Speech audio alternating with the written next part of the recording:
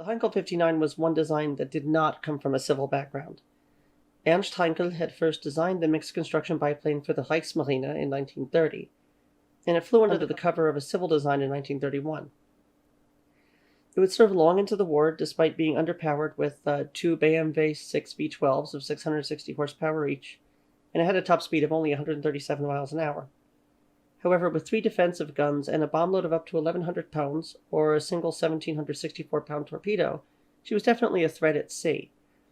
She served in Spain against Soviet freighters in the Mediterranean theater.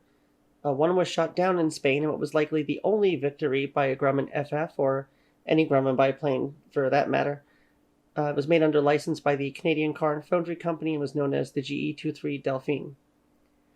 As part of the Aufklärungsstaffel See 88, it flight out of Cadiz in the autumn of 1936 and then to Malaga in February 1937, and eventually in Majorca. The HE-59 flew reconnaissance, while the U-52 and HE-59 also flew bombing and torpedo attacks when vessels of the observer forces were never present.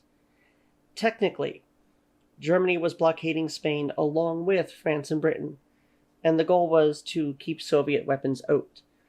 In reality, the latter two supported the nationalists passively, while the Germans used the Unterseebootswaffe and seaplane bombers against Soviet ships.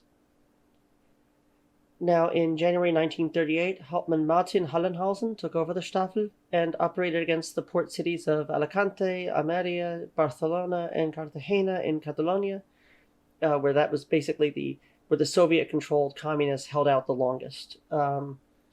The change to bombing was mostly due to the ineffectual Norwegian Whitehead torpedoes that were being used. Although 10 ships were attacked, none of the torpedoes worked, and aerial bombs and strafing attacks ended up being used instead.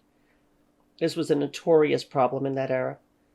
And with Soviet supply ships becoming less frequent, and eventually nothing, the HE-59 grew to be used against inland targets as Franco's forces fought towards victory and the Russians started to pull out.